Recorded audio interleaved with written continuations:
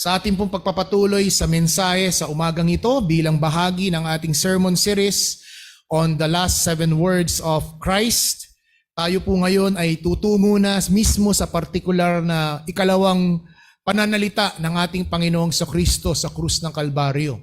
Pero ganun pa man, nais ko pong ipabatid na last week ay tiningnan natin ang nakapaligid sa mga usaping ito. At nakita natin ang mga uri ng mga taong nag-iinsulto sa Panginoong Kristo. The groups of people who insulted Christ on the cross. And namely, these are the Roman soldiers, the crowd, the bystanders. They even have the expression of disappointment and disapproval by wagging their heads. Umiiling-iling sila. And of course, the Sanhedrin, the religious leaders, na tinanong ng isang kapatid, sabi sa akin, Pastor, si Apostol Pablo ba o si Saul ba dati ay member na ng Sanhedrin ito? And I told him back, it's a very good question. Why don't you research it and tell me kung member nga ba si Paul na isa sa mga tumutol at nagbigay verdict dito sa Panginoong Kristo. And of course, pinakita ko po sa inyo by the record of Matthew and Mark that the criminals, the two criminals, both were insulting, mocking Christ. However, nung tingnan natin sa Luke chapter 23, the account is parang isa na lang. Kaya nga po, nilinaw ko sa inyo last week, dalawa ang nanunuyang magnanakaw sa Panginoon. Pero ang tanong, bakit yung isa nagpatuloy sa panunuya, yung isa nagsisi?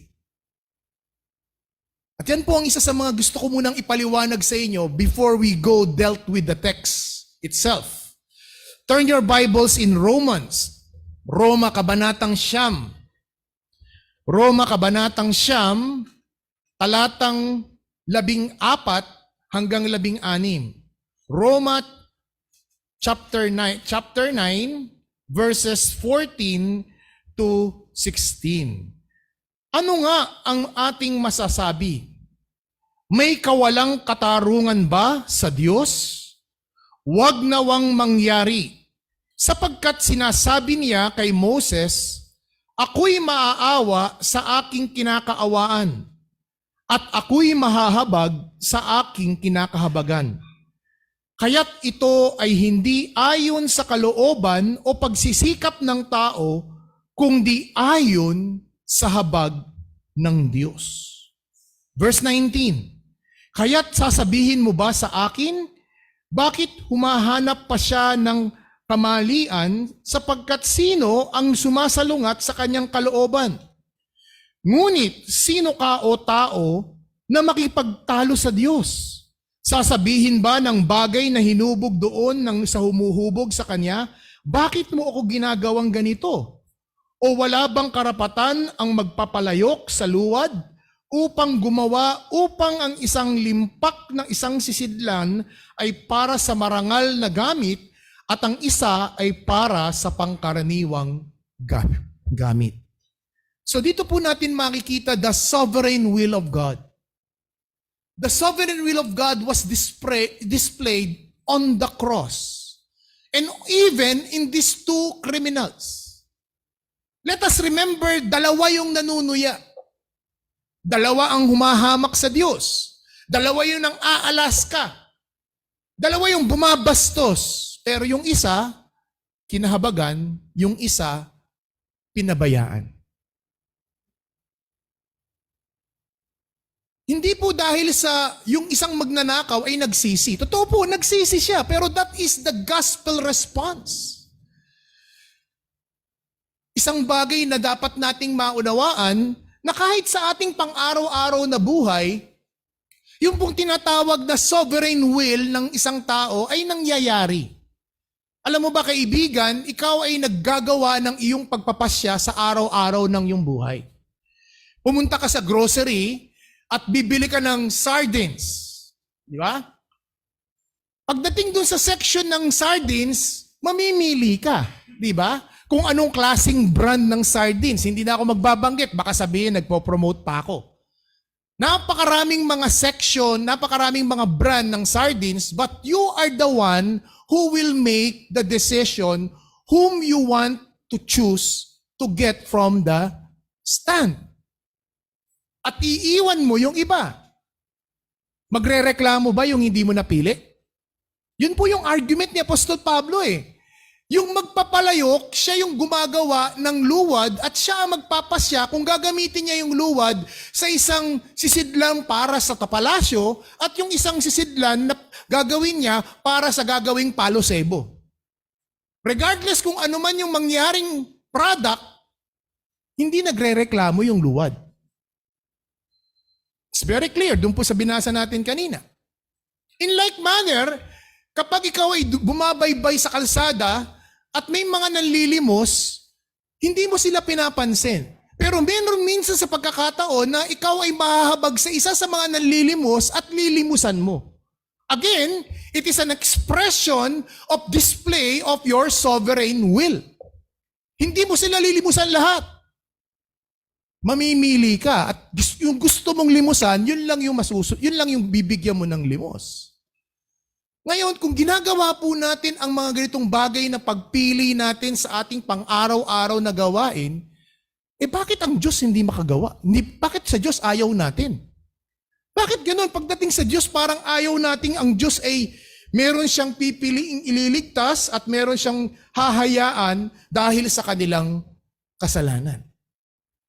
At yan po ang gusto kong tema na gusto kong dalhin natin. Yan po ang diwa na gusto kong dalhin natin sa pag-aral natin nitong section na ito ng dalawang magnanakaw.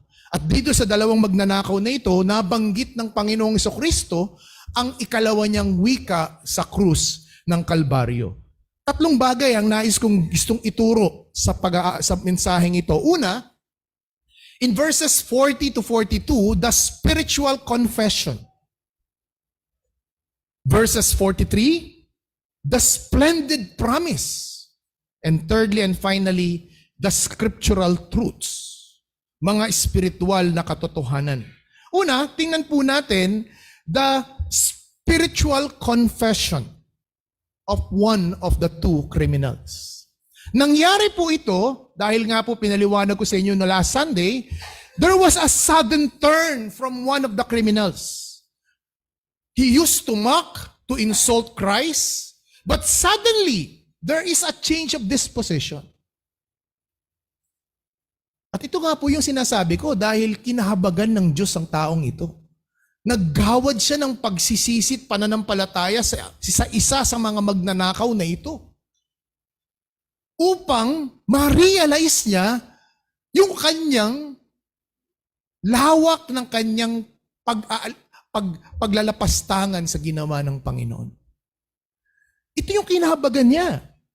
Pero yung isang hindi niya ba kinahabagan, unfair ba ang Diyos doon? Unfair ba ang Diyos doon? Doon sa magnanakaw na patuloy siyang tinutuya. Unfair ba siya doon?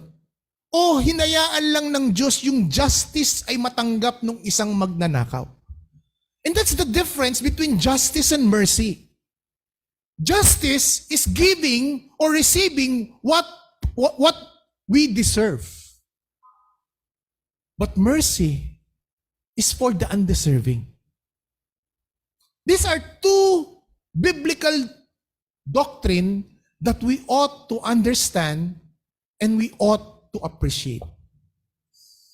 Maintindihan mo ang hustisya ng Diyos at ma-appreciate mo ang habag ng Diyos. That's why one of the rebels became a believer. One of the rebels who is hell-bound become heaven-bound. At ang ginamit na medium, instrument ng Diyos, upang tumugon ang isa sa mga magnanakaw na ito, ay ang unang pananalita ng Panginoong Jesucristo sa krus ng Kalbaryo. The ministry of the word. Father, forgive them, for they do not know what they do. And that word was used by the Holy Spirit, by the ministry of the Holy Spirit through illumination. Naunawaan niya, naging malinaw sa kanya. Nag-recollect sa kanya, bumalik sa kanya yung mga bagay na catechism na ginawa sa kanya ng kanyang magulang. Yung mga memory verses na pilit na pinapaintindi sa kanya na kahit wala sa kanyang puso, maintindihan niya lang to para lang makalabas siya at makalaro. Di ba? Yung mga anak ng mga miyembro, ganun eh. Pag tinuturuan ng mga Sunday school teacher, hindi kayo makakaalis hanggat di nyo memorize ang memory verse. Eh, ikaw naman, for the sake na makaalis ka na o para matanggap mo yung merienda, pipilitin mong i-memorize kahit hindi tumitimo sa puso mo. Alam mo, head knowledge, pero hindi mo nare-realize. Pero kabataan, mga Sunday schoolers, yan ay pagtatanim ng Diyos sa puso ninyo dahil later on maaari niyang gamitin ang mga salitang ibinunla at ibininhi sa inyong mga puso. Remember yung sa parable of the prodigal son?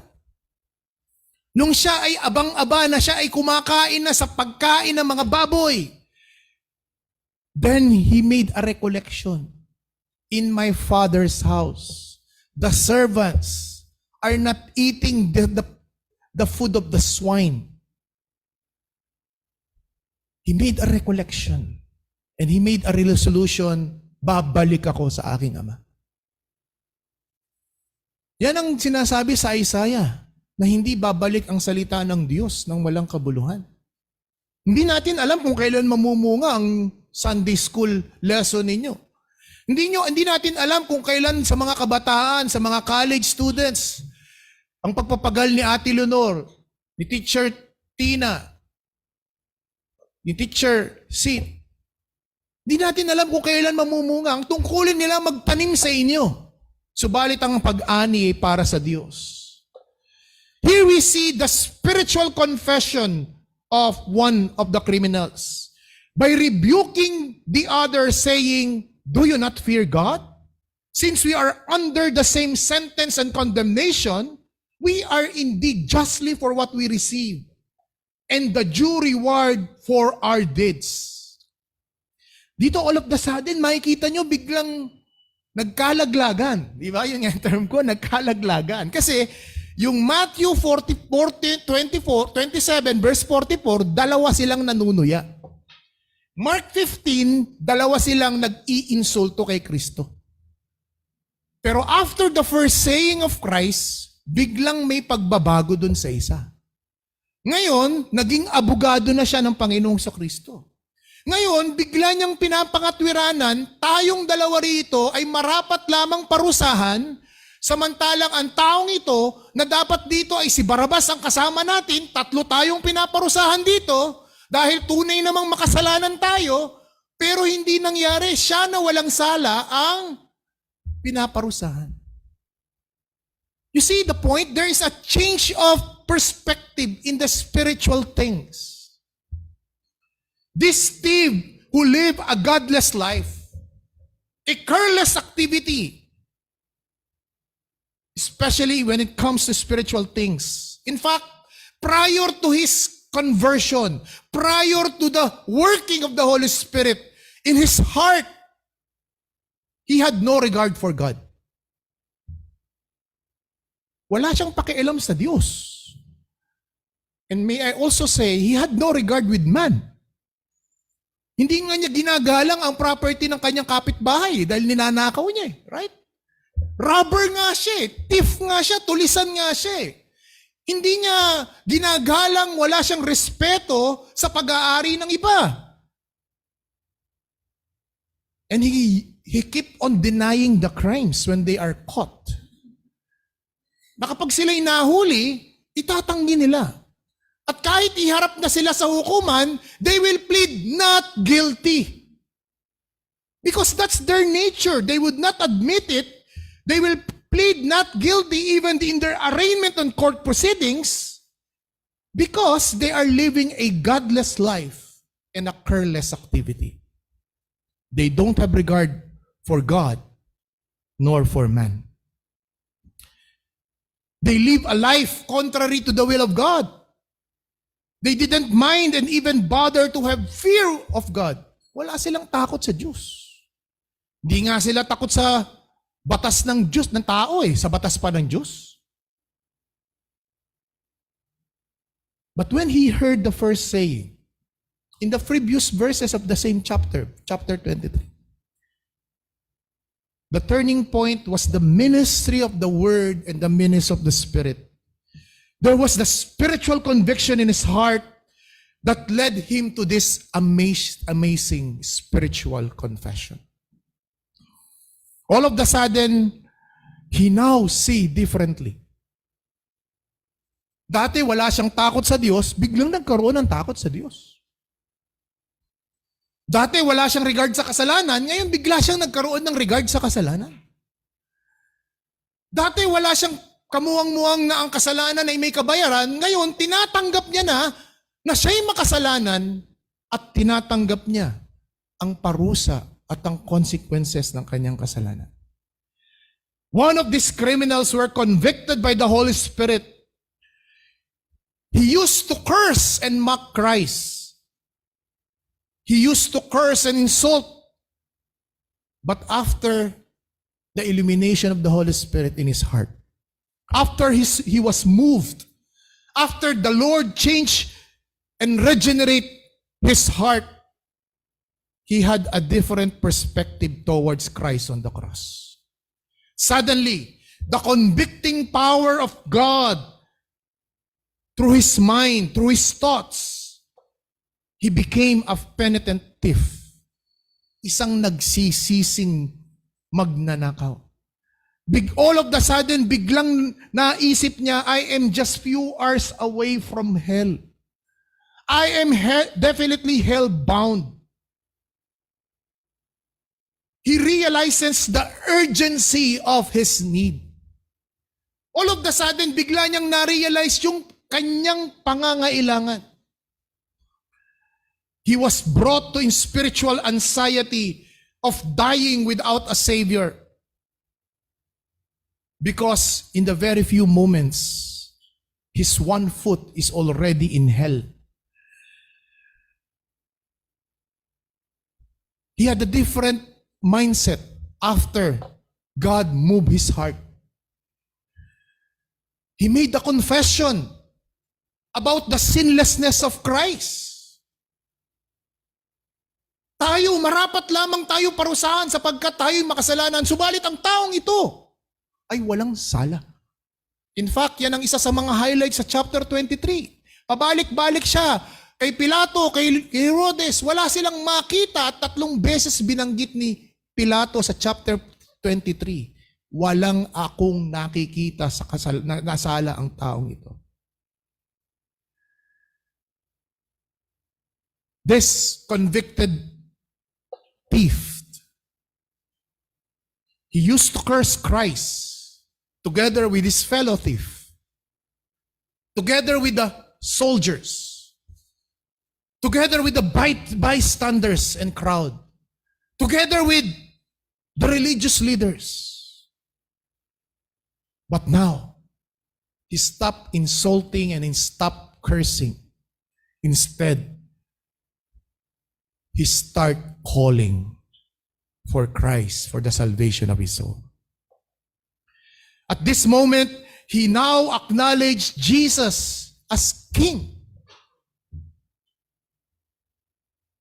Jesus, alalahanin mo ako kapag naghahari ka na. All of the sudden, he realized that Jesus is not just an ordinary person, but a king and a savior. By his confession, remember me when you come into your kingdom. From cursing man to crying man. From cursing Christ to calling Jesus as God and his Savior. Sabi nga ni J.C. Ryle, kanyang komento dito sa text na ito, never does a person see any beauty in Christ as Savior until they discover that they are lost and ruined sinners. Hindi daw ma-appreciate ng sino mang tao ang kaningningan at kagandahan ni Kristo maliban na ma-realize at makita niya na siya ay lost and ruined sinner. Ganun naman, di ba? Hindi mo pinapansin yung paracetamol na gamot. Araw-araw mo dinadaanan yan sa medicine cabinet. Walang amor sa'yo yan. Pero pag sumumpong yung migraine mo, sumumpong yung sakit ng ulo mo, maaalala mo, may paracetamol nga pala sa medicine cabinet. Ganyan din ang tao. Pag may problema, Diyos ko po. Pag walang problema, diyan ka na po. Pag may malubhang sakit, takbo sa simbahan. Pastor, pag-pray niyo ako. Pag wala ng sakit, takbo sa sabungan. Takbo sa sugalan.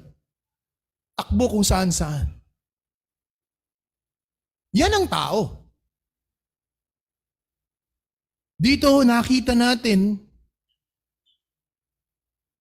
nagkaroon siya ng internal na pagbabago. Wala na siyang kakayahang mag-join ng church. Wala na siyang kakayahang magpabaptize para patunayan ang kanyang pagsunod at sa pagsampalataya sa Panginoon Jesucristo sapagkat nasa dying moments na siya.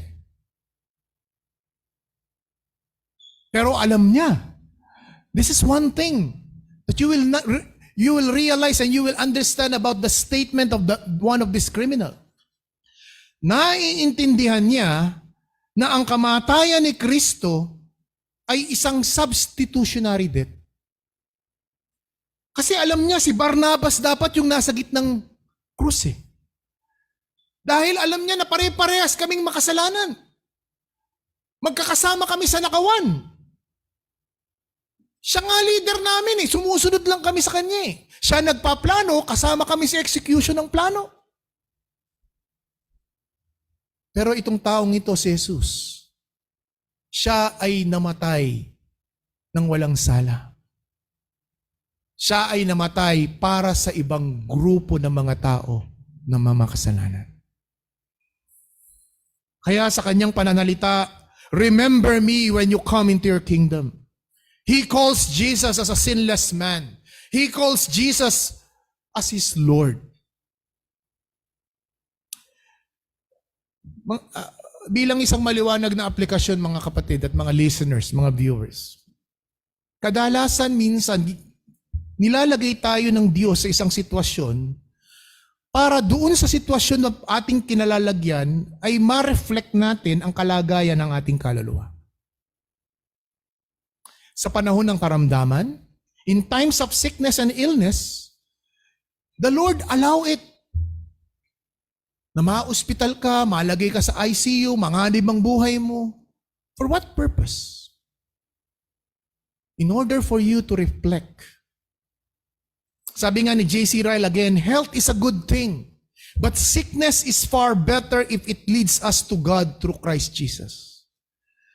Maganda raw po yung maganda yung meron kang malusog na kalusugan. Definitely, there's no question about that. Subalit, mas minsan ay mas maganda daw po na nagkakasakit yung isang taong malusog kung itong taong ito ang magtutulak sa kanya na lumapit at magsisi sa Diyos sa pamamagitan ni Kristo Jesus. Ibig sabihin, kakasangkapanin ng Diyos ang mga karamdaman, ang kalusugan, upang tumawag sila, lumapit sila, manumbalik sila sa Diyos. Hindi lamang karamdaman, even the time of grief and despair.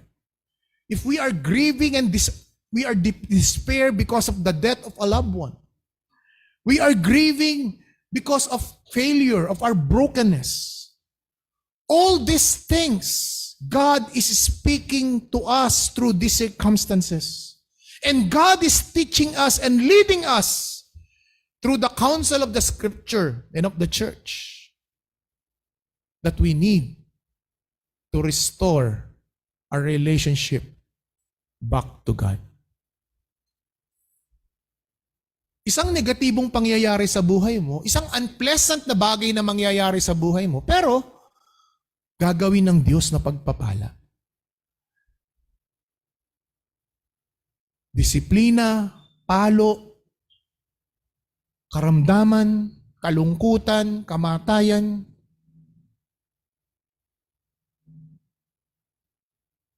Mga negatibo at pangit nating ayaw na karanasan, pero ito ay isang pagpapala later on kung tayo ay magpapasakop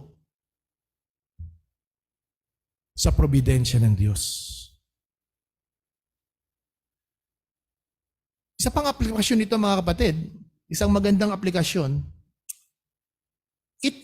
it will be foolish and dangerous for a sinner to consider to call upon Christ upon his deathbed. Ay, yun naman pala eh. Pwede naman pala magsisi pag malapit na mamatay eh. Doon na lang ako magsisisi. Hindi mo naintindihan ang Romans chapter 9 verse 14 to 16. Hindi mo naintindihan ang Romans 9:19. Na hindi sa pamamagitan mo kaya ka makakapagsisi. Hindi dahil sa gusto mong magsisi. Dahil ang pagsisisi, ito'y kaloob ng Diyos. Saka na lang ako magsisisi pagka naghihingalo na ako. Sino nagsabi sa'yo na conscious ka kapag ikaw ay maghihingalo? Paano kung natutulog ka sa malilim na gabi at bigla kang inatake sa puso? In just a matter of 5 seconds, na habang nagising ka, inatake ka sa puso, in your consciousness, gigisingin mo yung asawa mo, gigisingin mo yung mga kasama mo sa loob ng bahay, that's your first instinct para humingi ng tulong at hindi ka nakatawag sa Panginoon. What if kung kagaya ka ni Jacqueline Jose na last Sunday ay bigla na lang na-discovering patay na ang kanyang mga kasamahan sa buhay. That's why it is foolish and dangerous for a sinner to consider calling upon Christ on his dying moments. Ikaw na may taning ang iyong buhay, ikaw na mayroong deklarasyon sa health situation mo, ngayon ka tumawag sa Diyos. Ngayon ka lumapit. Hindi kung kailan nagdideliryo ka na. Sapagkat ang pangyayaring ito ay minsanan lamang. No? Sa dami-dami ng mga karanasan at pangyayari at kaganapan mula Genesis hanggang Revelation, iisa lang ang Luke chapter 23. Kaya hindi mo pwedeng gawing pattern ito. Hindi mo pwedeng gawing modelo ito sa pagsisisi. Dahil minsan lang itong nangyari at isang halimbawa lang ito na hindi para pamirisan. Ang panawagan ng Biblia ngayon ang araw ng kaligtasan. Hindi bukas, hindi sa makalawa, hindi sa isang linggo, hindi sa susunod na Lord's Day. Now, the urgency, there is the sense of urgency that you ought to call right now. At this very moment, when you see the Lord, the Holy Spirit prompting your heart. Hebrews 3, do not harden your heart. And that's the first thing that we need to see in this particular passage.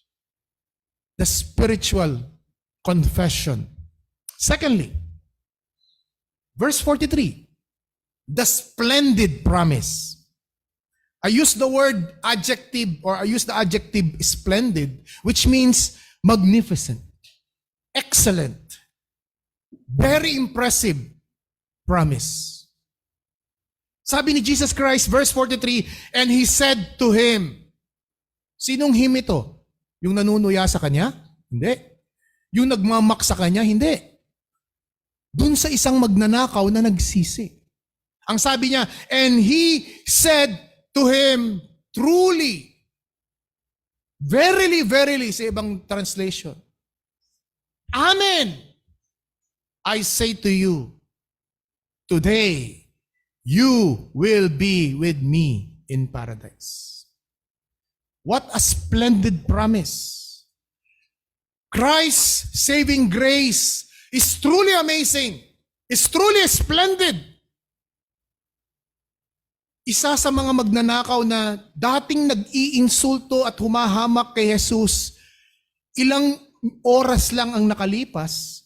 Subalit ngayon, matapos siyang makita niya ang kanyang kalagayan sa isang banal na matuwid na Diyos, siya'y nagpahayag ng kanyang personal na kasalanan at pananampalataya. Pero tingnan ninyo yung tugon sa kanya ng Panginoon. Today, you will be made paradise. Hindi sinabi ni Kristo, teka muna, I will think for a moment. Kanina lang tinutuya mo ko eh. Kanina lang nangaasar ka eh. Teka muna, I will make you into the reservation list. Under probation pa yung statement mo. Hindi ba ganyan naman tayo?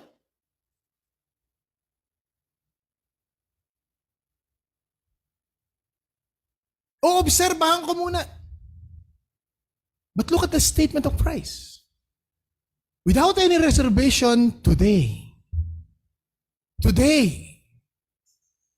you will be with me in paradise. This thief is not left alone. On the phrase, today you would be with me in paradise, this thief, this penitent thief, he will be where Christ is.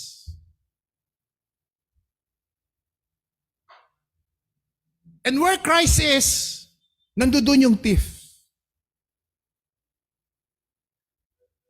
A blessed place where there is no more tears and pain. Verse 43, today, you will be with me in paradise. Mabigat itong statement ni Kristong ito. Alam niyo kung bakit? Binabangga ni Kristo yung mga modern day man-made doctrine ng ibang mga reliyon. Binabangga ng statement ng verse 43 nang sabihin ng Panginoong ngayong araw na ito, kakasamahin kita sa paraiso, binabangga niya ang Roman Catholic doctrine of purgatory. Ano ba ang Roman Catholic doctrine of purgatory? Hindi ka qualified sa langit, hindi ka rin qualified sa impyerno, dito ka muna sa purgatory. Pupurgahin pa yung mga natitira mong kasalanan. Iaasa mo sa mga mahal mo sa buhay sa lupa, sa kanilang panalangin, sa kanilang pagbabayad ng misa, sa kanilang pagtitirik ng kandila, para mahugasan pa yung natitira mong kasalanan, para ikaw ay ma-promote na dun sa langit, para qualified ka na sa langit. And that's the doctrine of purgatory.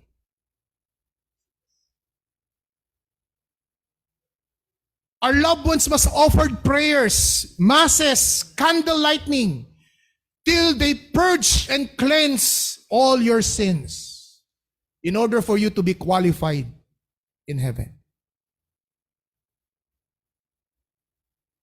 Come to think of it, kung totoo ang doktrina ng purgatorio,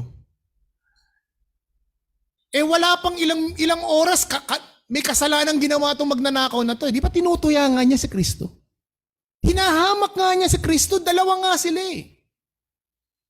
Pero nasabi ng Panginoon, ngayon din, kakasamahin kita sa paraiso. Hindi sinabi rito ng Panginoon sa Kristo, hindi. Kailangan malinis muna lahat ng kasalanan mo.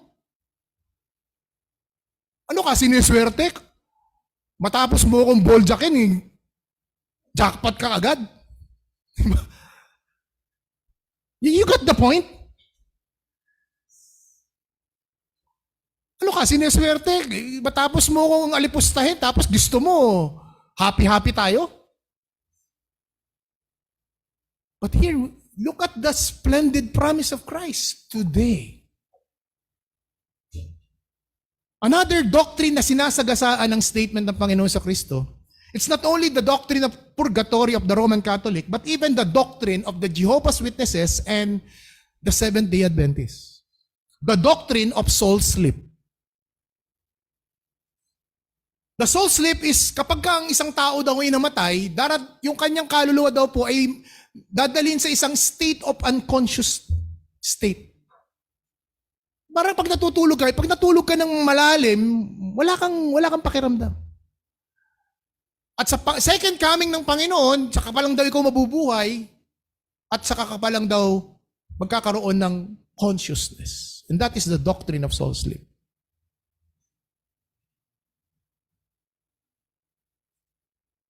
Pero dito lang sabi ng Panginoon, there is the time element of Christ's promise. Today. Not after some time. He said, today. This means that same day. That particular day. Jesus is referring the day that He will die, for He knew, sa araw na mamamatay siya, ay papatayin na rin itong dalawang taong ito. John 19:31-33. Turn your Bibles in John. Gospel of John. John chapter 19. Verses 31-33. Since it was the day of preparation, and so that the bodies would not remain on the cross on the Sabbath, for that the Sabbath was a high day, the Jews asked Pilate that their legs might be broken, that they might be taken away. So the soldier came and broke the legs of the first and of the other who had been crucified with him. But when they came to Jesus and saw that he was already dead, they did not break his leg. Jesus knew that he would die on that day. And he made a promise to the one of the penitent thief. You will be with me today. That particular day, that Friday afternoon.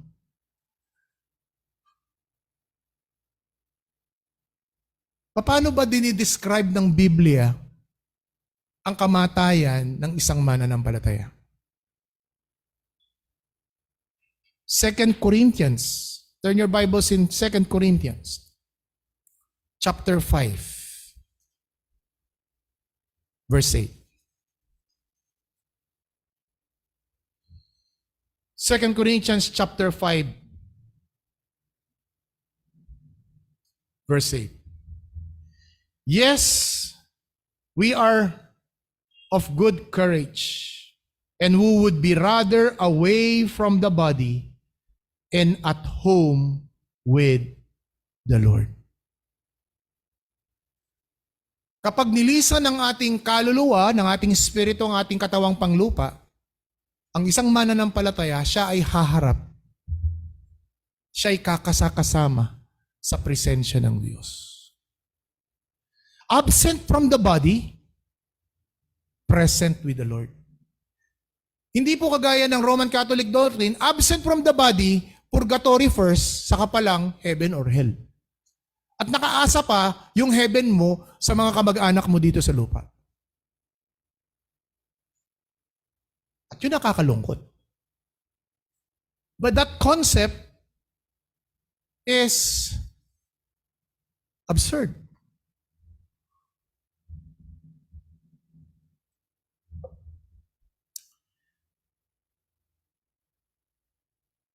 The word paradise is a place of blessedness.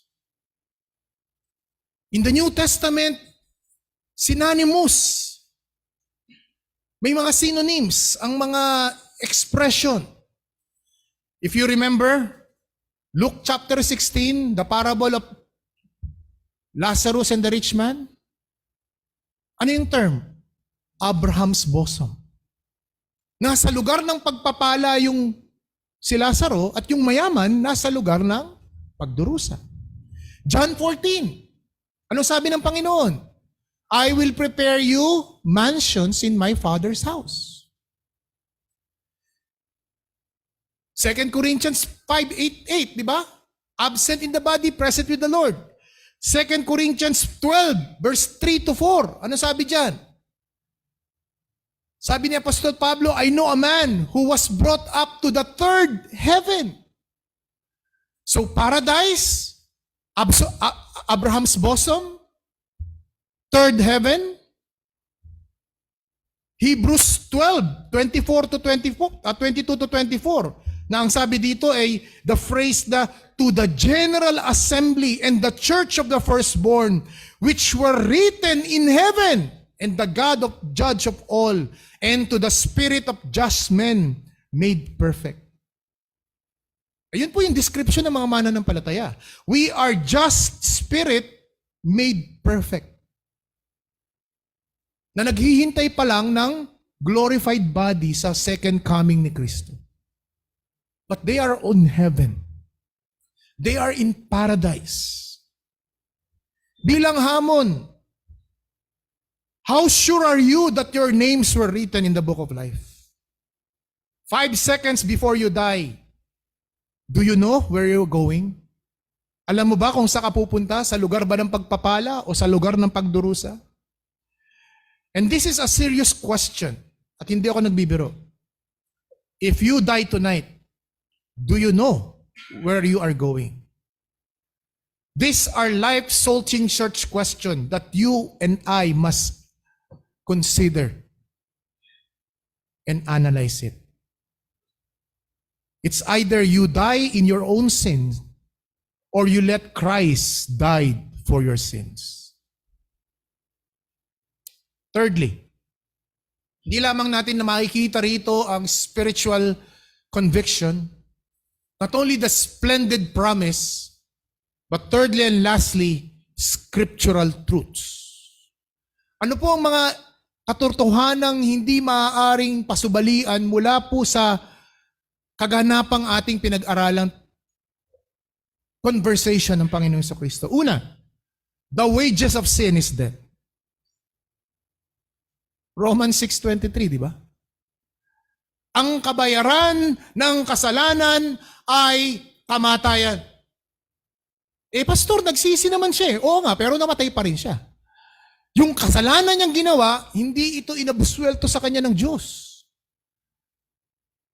Hinahayaan pa rin niyang maranasan niya ito dahil ikaw'y namuhay ng buhay ng pagnanakaw, panlalamang sa kapwa, yan ang kaparusahan. Hindi kita tatanggalin dyan. Kailangan mong tanggapin. That's justice. The insulting thief, he died on the his physical body, but he also died in his spiritual soul in hell. Madalas kong sabihin, sabi ni Dr. Stephen Lawson, those who are born once, they will die twice. But those who are born twice, they will only die once. Ang minsan lang ipanganak, that is physical birth, at hindi ka napanganak sa spiritual birth, 2 beses kang mamamatay. Mamamatay kang physically, at mamamatay ka spiritually sa impyerno. Subalit, ang 2 beses ipinanganak, physical birth and spiritual birth, born again, sila'y mamamatay 1 beses lang. Physical death. For the insulting thief, he died physically. Binali nga yung buto niya. But he also died spiritual death in hell. However, this penitent thief, itong nagsising magnanakaw, he died physically, but he lives with Christ in paradise. Dahil sa pangako ni Kristo, today, you will be with me in paradise. Ang pangatlong namatay sa krus ay walang iba kung hindi ang Panginoon sa Kristo. Si Kristo na walang sala, subalit siya ay namatay para sa makasalanan ng kanyang bayan. Jesus' death, he knew no sin, but he became a sin bearer. He bore the sins on the cross to redeem God's people. At 5 katotohanan ang tinuturo ng banal na kasulatan, particularly ng bagong tipan, patungkol sa kahulugan ng kamatayan ni Kristo. Una, Christ's death is a perfect sacrifice. Ito ang pinaka-perpektong handog. Siya ang kumakatawan ng animal sacrifices ng lumang tipan. Kaya matapos isakripisyo ni Kristo ang kanyang buhay sa krus ng Kalbaryo, wala ng animal sacrifices. For He is the fulfillment. He is the perfect sacrifice. Secondly, Christ's death is the ultimate substitute. Walang ibang pwedeng pumalit sa Kanya, sapagkat Siya ang ikalawa at huling Adan. Ang unang Adan ay nahulog, subalit ang ikalawang Adan ay nagtagumpay. Pangatlo, Christ's death as propitiation. Ang kamatayan ni Kristo ay siyang naging pampalubag loob sa galit at puot ng Diyos dahil sa ating pagsalangsang sa kanyang mga batas. How oftentimes we break the 10 Commandments? Oftentimes. Palagi. And we ought to be punished because of that. Because the wages of sin is death. But because Christ died in our behalf, hindi tayo ang naparusahan. Christ's death as redemption. Siya ang pantubos. And fifthly, Christ's death as reconciliation. Ito ang 5 mahalagang katotohanan.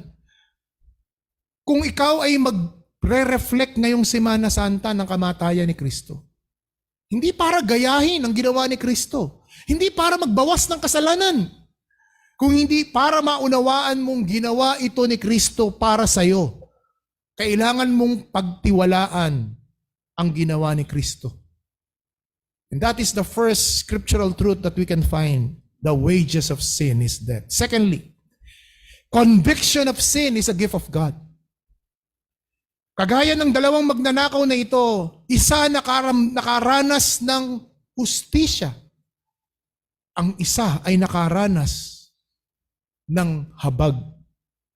Pero bakit siya nagkaroon ng habag sa Diyos? Dahil binigyan siya ng pagsisisi. Kaya siya nakapagsisi. A person without conviction of sin is not a recipient of amazing grace of God. Kaya napakahalaga na yung mga salita ng Diyos na pumapasok sa tenga natin at lumalabas sa kaliwang tenga, baka sa kahabagan ng Diyos, kasangkapanin niya yan. Sa iyong pagtanda, sa iyong paglaki, o sa iyong malapit ka ng malagutan ng hininga. Yan ay maaaring kasangkapanin ng Diyos gaya sa magnanakaw na ito upang ikaw ay magkaroon ng kakayahang tumawag sa Kanya at magsisi. Third and final scriptural lessons.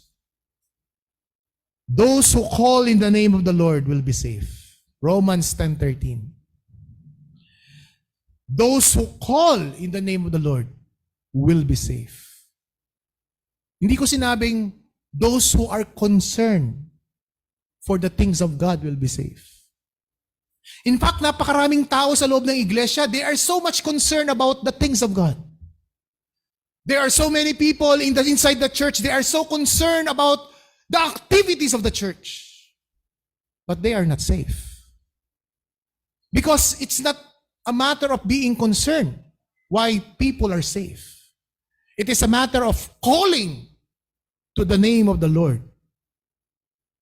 Yun ang difference. Hindi porket nasa loob ka ng iglesia, alam mo ang awitin, alam mo ang Biblia, alam mo ang Bible story, alam mo ang doktrina, it doesn't necessarily follow na ligtas ka. It could be head knowledge. Diba? Ito yung sinasabi ko laging, napakaraming tao sa impyerno na 18 inches short of heaven. The head is 18 inches away from the heart. They are so much concerned about the biblical truths in their head. But that knowledge does not transmit down to their heart. Matthew 7:21 to 23. Ano uli sinasabi sa Matthew 27:23? Panginoon, nagpalayas kami ng demonyo. Panginoon, nangaral kami. Panginoon, napakasipag namin sa mission work, sa evangelism. We are so much concerned about the kingdom, your kingdom. But that does not make you safe. Those who call in the name of the Lord, they are the ones who will be safe. Romans 10:13. Concern for the proper arrangement of the pews and chairs and organized program and activities in the church is good. Concerns on the well-structured teaching plan of Bible studies and evangelism program and outreach work is good. Everything that is prim and proper, but not at the expense of not calling in the name of the Lord for the salvation of your own soul. Hindi ang pagiging organisado ang makapagliligtas sa iyo. Ang personal mong pagtawag at ugnayan kay Kristo, yun ang makapagliligtas sa iyo. At kapag ligtas ka na, saka ka maging organisado. Salvation is not a matter of concern, but a matter of calling upon Christ. Christ is mighty to save to those who are convicted of sin and they call upon His name. Just like this thief on the cross. Naway lumapit ka kay Kristo na may pagsisisi at pananampalataya. Naway makita mo ang iyong sarili sa katauhan na magnanakaw na ito. Upang ika'y tumawag at lumapit, Panginoon, alalahanin mo ako sa iyong kaharian. Tayo manalangin. Magligtas ka nawa, O Diyos, sa aming kalagitnaan. Ikaw nawa, sa tulong ng Diyos Banal na Espiritu, ang maglagay ng pagsisisi at pananampalataya sa bawat makasalanan na nakapakinig ng iyong mga salita. Naway pag-isipan namin ang mga katotohanan ito sapagkat itinakda mo ang hangganan ng aming buhay. Isang malaking kahangalan kung aming pang ipagpapaliban ang pagsisisi. At iisipin namin, nagagayahin na lang namin ang magnanakaw na ito kung saan, kung kailan na siya malapit mamatay, saka pa lang siya magsisisi. Isang malaking kahangalan sapagkat ang pagsisisi ay isang kaloob, isang regalo buhat sa iyo. Magligtas ka, O Diyos, at paparangalan ng iyong pangalan sa pangalan ng Kristo Jesus. Amen.